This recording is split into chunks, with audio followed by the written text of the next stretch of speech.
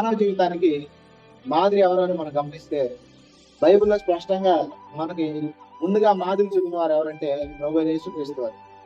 ఖచ్చితంగా ప్రతి మనిషి జీవితంలో ఆయన దేవుడిగా మాత్రమే కాదు కానీ మానవుడిగా కూడా ఈ భూమి మీద నివసించారు.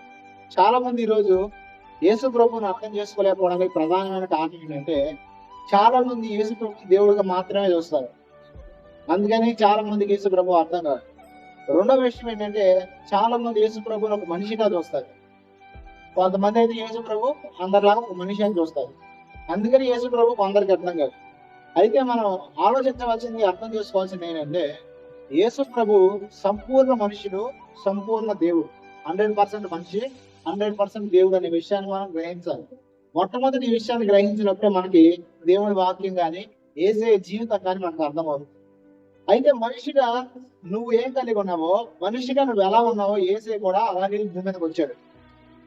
అయితే మనిషి జీవించాల్సిన జీవితం మొత్తం యేసు ప్రభు ఖచ్చితంగా జీవించాడు. మనం అనుభవించిన ప్రతి శోధన, మనం అనుభవించిన ప్రతి కష్టం యేసయ్య అనుభవించాడు. ఎందుకు అనుభవించాడు అంటే మనందరి జీవితానికి ఆయన మాదిరి ఉంచడానికి ఆయన తన జీవితాల్లో మనకు మాదిరి చూపించారు అన్నమాట. ఏం చూపించారు?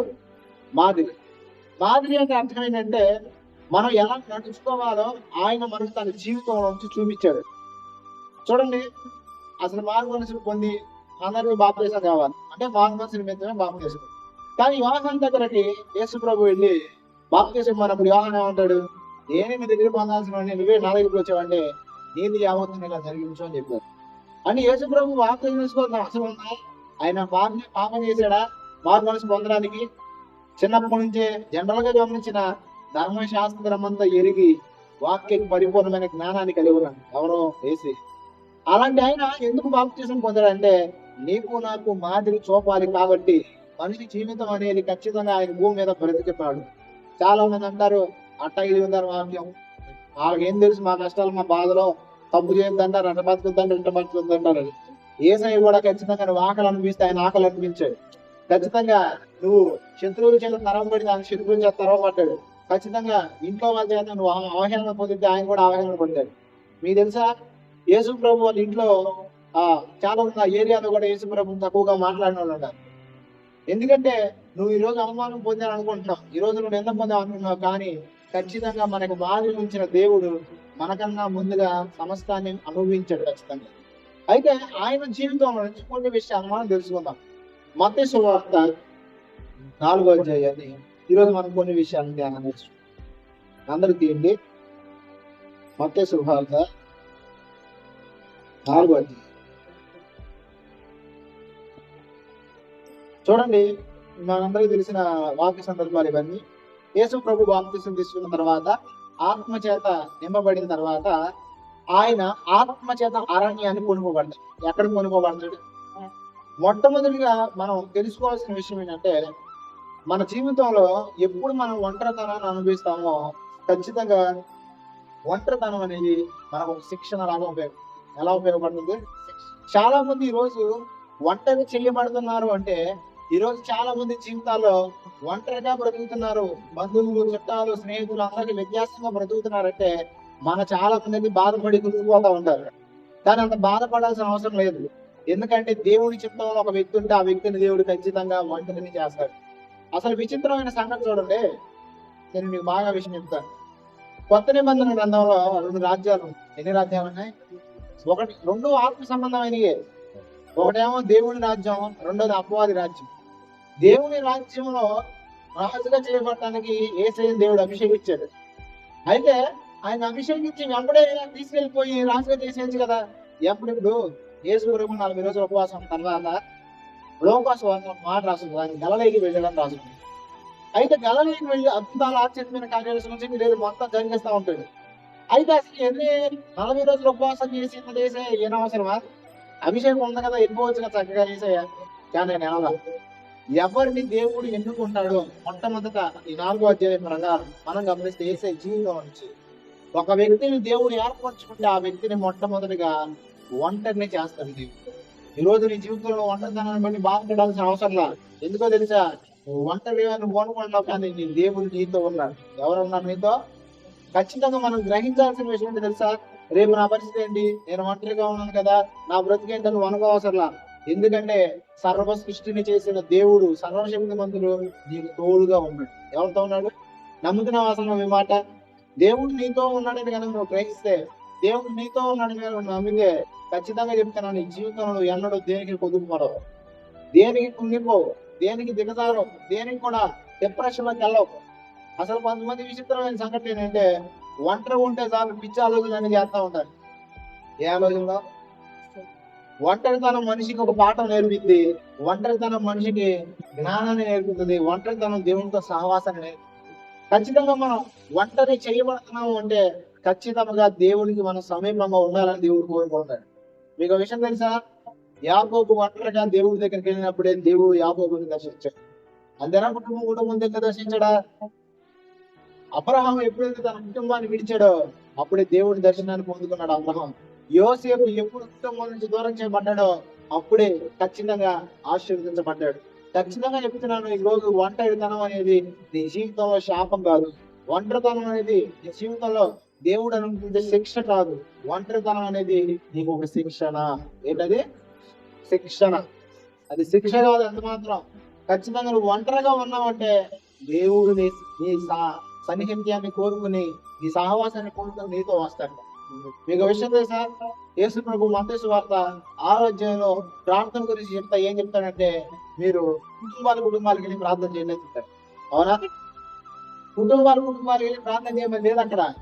నువ్వు రహస్యముగా నువ్వు నీ గదిలోకి వెళ్ళి ప్రార్థన చేయాలి. అప్పుడు రహస్యముగా నీ తండ్రి చూస్తాడు. రహస్యముగా నువ్వు ఒక్కడి చేస్తే రహస్యం అయితే, ఇతరులకు చేస్తే రహస్యం అయిందా? ఇప్పుడు గదిలో బిర్యానీ తిన్నాను అనుకోండి, వెళ్ళి ఇద్దరు ఉన్నారు అనుకోండి, అది రహస్యం అవదావు. ఇద్దరుంటే తెలిసింది కదా వేరే వ్యక్తికి. రహస్యం అనేది నీకు దేవునికి మధ్య లేదు. లేదా ఒక ఇద్దరు వ్యక్తుల మధ్య ఉండేదాన్ని రహస్యం అంటారు. ఖచ్చితంగా నువ్వు ఒంటరిగా ఉన్నావంటే రహస్యం ఉందన్న దేవుడు నీకు దగ్గరకు వస్తాడు. అనుకోలేదు ఎక్కడికి వస్తాడు? చూడండి, యేసయ్యని అరణ్యంలోకి తీసుకెళ్ళాడు. జనాల్లోకి తీసుకెళ్ళాడు, అరణ్యంలోకి తీసుకెళ్ళాడు. ఆత్మ దేవుడు అరణ్యంలో కొనిపోయాడు. తర్వాత చూడండి, అప్పుడు యేసు అపవాది చెంత శోధించబడ్డకు ఆత్మ వలన అరణ్యం కొనుకోబడింది.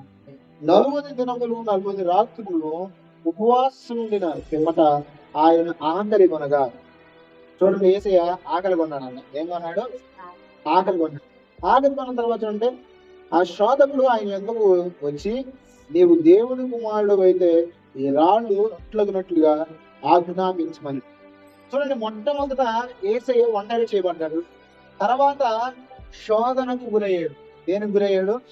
చాలా మంది ఈరోజు శోధనకు గురవుతున్నారంటే ఆ శోధనలో పడిపోవడానికి శోధనను దేవుడు అనుమతించడు.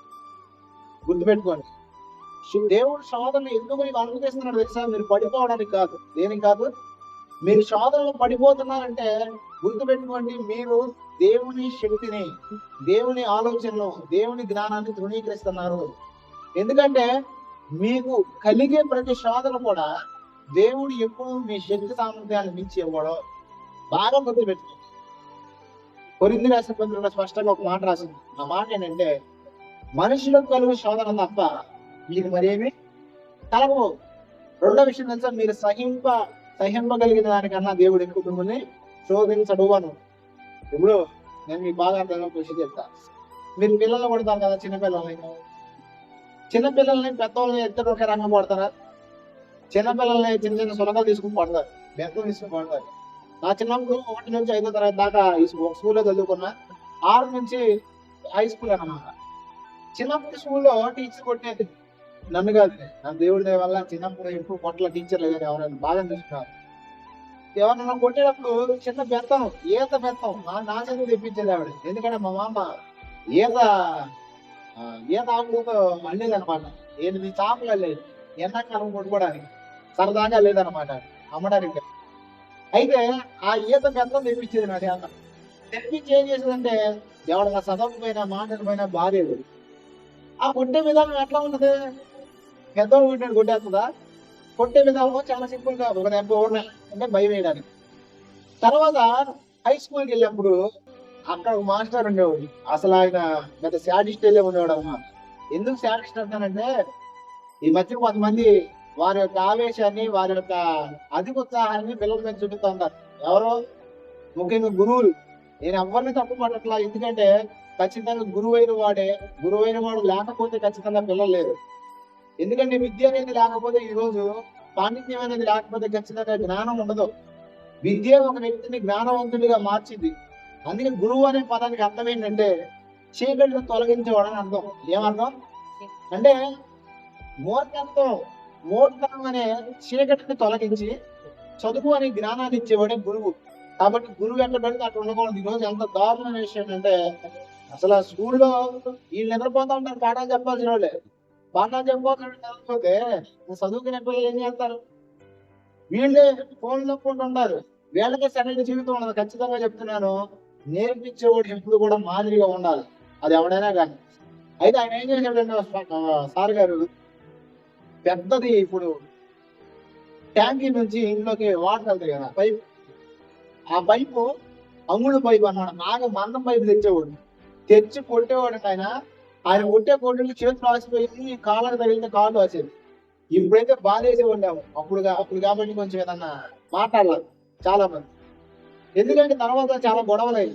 ఎందుకంటే కొట్టే విధానం మారిగా మారింది. పిల్లల ఉన్నప్పుడు ఒకటి, పెద్దలుగా ఉన్నప్పుడు ఒకటి. అలాగే దేవుడి నీ సామర్థ్యాన్ని బట్టే నీకు ఏం చేస్తారంటే శ్రమను అనుమతిస్తారు. ఇక్కడ చూడండి, నీకు శ్రమ కలిగినప్పుడు ఏ సామర్థ్యం లేకుండా నీకు దేవుడు శ్రమ ఇవ్వట్లేదు. ఎందుకు దేవుడు ఈ వేరే గురించి కాదు. నాకు తెలిసి ఎవరో నేను తట్టుకోలేకపోతున్నాను శ్రమలో, నేను చచ్చిపోతే బాగుంటది, నా బతుకు ఎందుకురా బాగు అని అనుకుంటున్నారేమో. ఖచ్చితంగా దేవుడు మీతో మాట్లాడుతున్నాడు. ఇక్కడ దేవుడు ఆత్మను పొందక ముందు యేసుకు శోధన అనుమతించాలి. ఏమని అనుమతించాలా? ఖచ్చితంగా ఆత్మను అనుగ్రహించిన తర్వాతే శోధించబడడానికి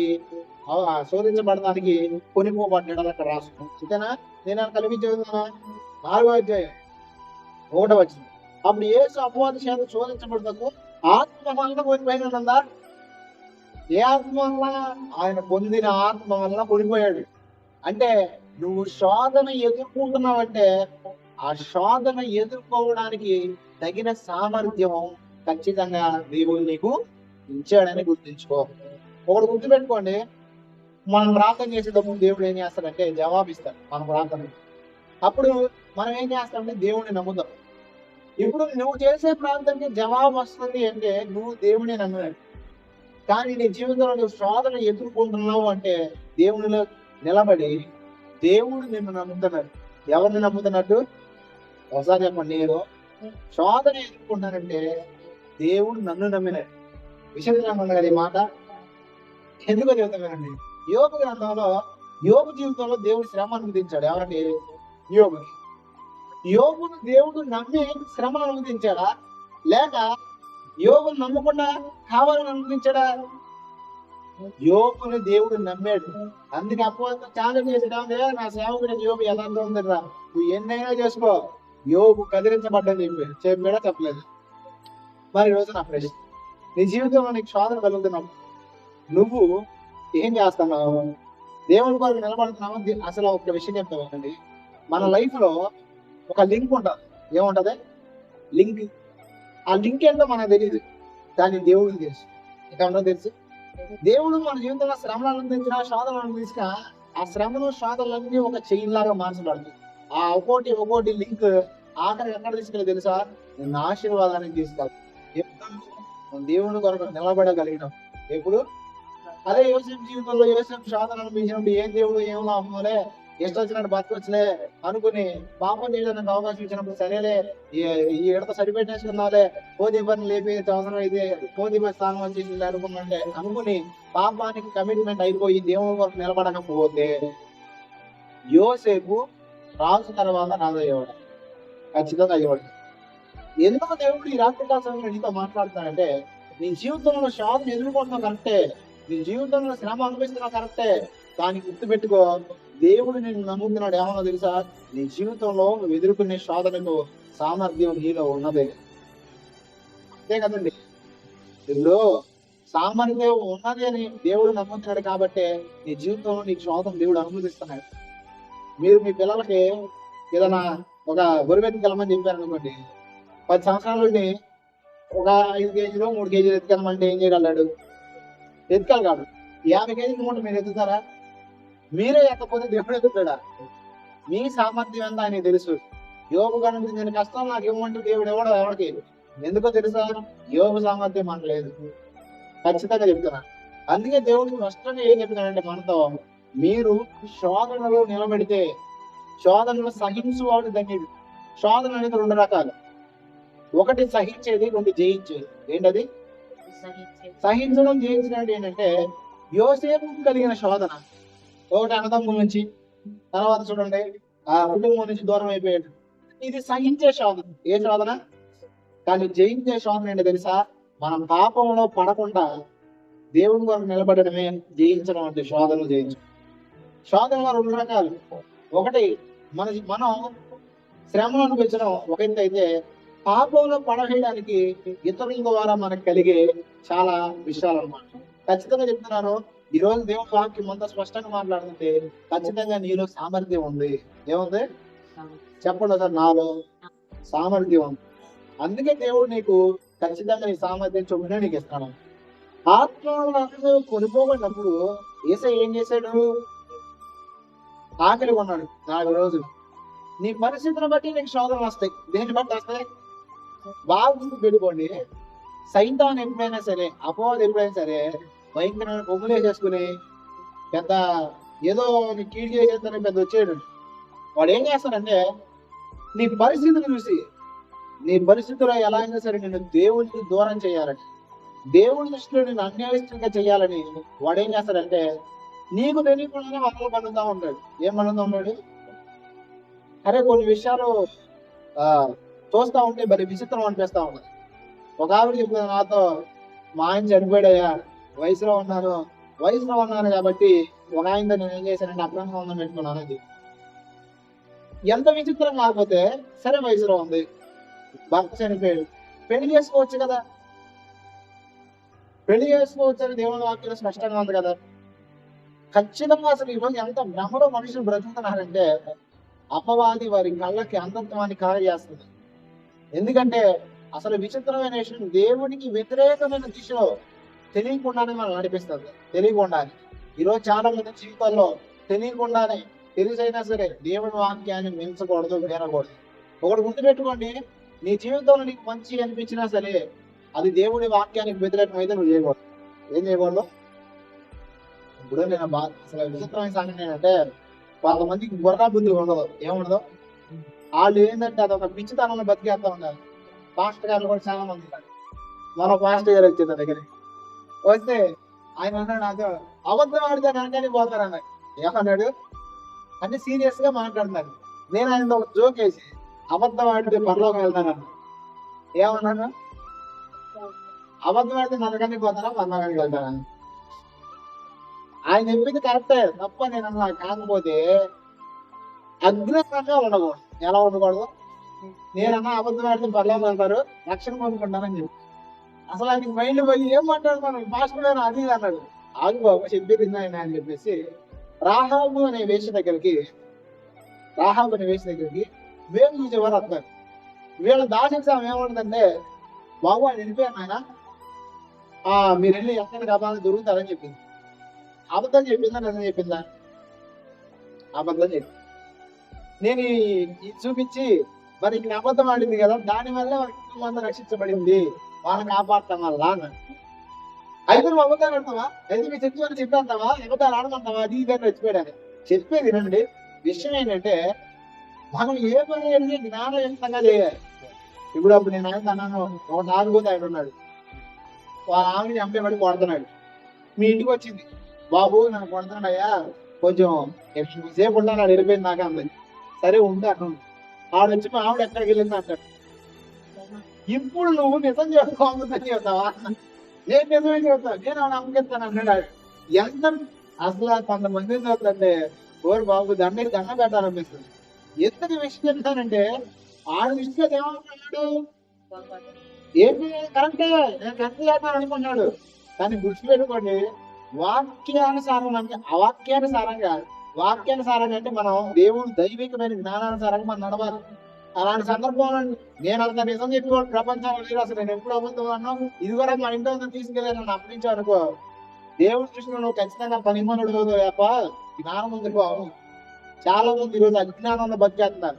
ఖచ్చితంగా చెప్తున్నాను, వాక్యాన్ని మించింది, వాక్యానికి వ్యతిరేకమైంది నీ జీవితంలో ఏది చేయకూడదు. వాక్యానికి వ్యతిరేకం అక్షరానుసారం కాదు, ఆత్మానుసారంగా. ఏ అనుసారంగా? అక్షరానుసారంగా తీసుకున్నంత విషయాలు ఆత్మానుసారంగా అసలు అర్థం చేసుకోవట్లేదు చాలా మంది. చూడండి, యేసు ప్రభు దగ్గరికి వచ్చి వాడు వాక్యంతోనే చెప్తున్నాడు. ఏమని? నువ్వు దేవుడి కుమారుడు కదా, వాక్యం నుంచి చూపిస్తున్నాడు.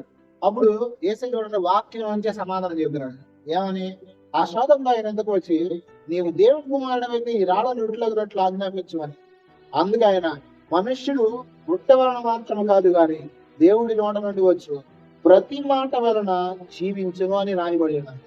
అంటే నీ పరిస్థితిని బట్టి నేను శోధన కలుగుతున్నప్పుడు, నీ పరిస్థితిని బట్టి నీ జీవితంలో వ్యతిరేకత కలుగుతున్నప్పుడు, ఇప్పుడు అపవాది నీకు ఏం చేస్తాడంటే శోధన కలగజేస్తాడు. ఏం కలగజేస్తాడు? కొన్ని మార్గాలు నీ ముందుకు తీసుకొస్తాడు. అలా తీసుకొచ్చినప్పుడు నువ్వేం చేయాలి తెలుసా? వాక్యానుసారమైన మార్గాన్ని ఎంచుకోవాలి. దేన్ని ఎంచుకోవాలి?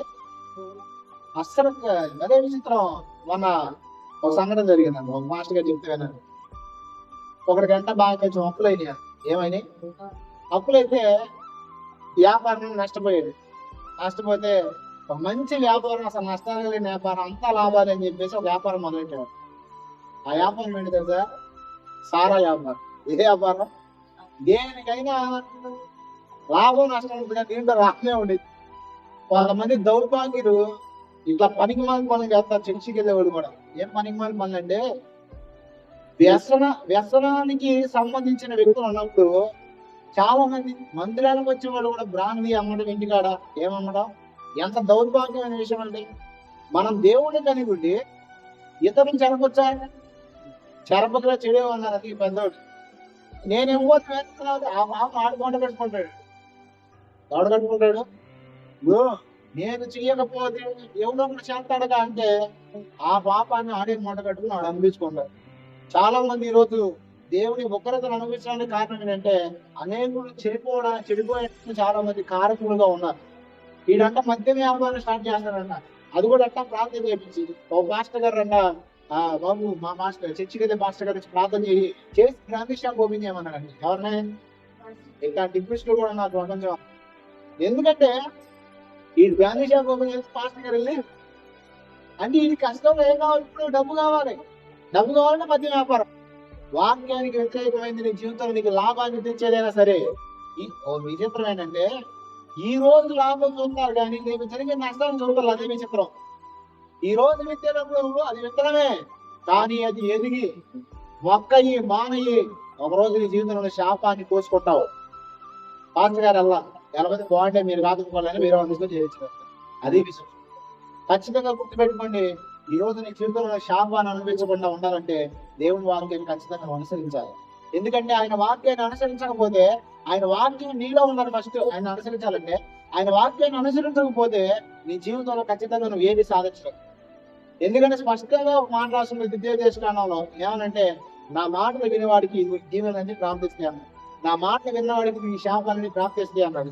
శాపమైనా ఆశీర్వాదమైనా రెండెక్కడి విషయాల్లో ఉంది. ఒకటి మాట వినడం, రెండోది మాట వినకపోవడం. వింటే దీవెన, వినకపోతే శాపం. ఇప్పుడు మద్యం అమ్ముతారండి కొంతమంది. ఎంతమంది బాగా నేర్చుకుంటారు? ఈ డబ్బులు ఏం చేస్తున్నాడు తీసుకెళ్ళి వాళ్ళ నోడి పెట్టాడని చెప్పేసి ఎంతమంది తిడతారు? ఆ తిట్టే తిట్లని ఎవడగలుగుతాయి? ఆ తిట్టే రావాలంటే వాళ్ళ పిల్లలు తాగుతుంటే ఖచ్చితంగా ఈరోజు ఎంతో మంది జీవితాల్లో శాపాన్ని అనిపించడం నేను చూశాను. మద్యంలో చూడండి, అక్రమమైన వ్యాపారం అది. ఎవడో చెప్తే వాడి పాపం వాడు అనిపించుకుంటాడు, వాడి పాపం వాడు మోసుకుంటాడు. మనకు అనవసరం. ఖచ్చితంగా దేవుడు స్పష్టంగా మనతో మాట్లాడుతున్నాడు. నీ జీవితంలో ఈ శోధన కలుగుతున్నప్పుడు ఆ శోధన నువ్వు వాక్యం ప్రకారమే నిలబడాలి. దేని ప్రకారం నిలబడాలి? వాక్యానుసారంగా నువ్వు బ్రతకాలి. వాక్యం వైపు నువ్వు అడుగు వేయాలి. దేవుని చిత్తం అయితే కొన్ని విషయాలు ధ్యానం చేసి దేవుడి చిన్న మాటలు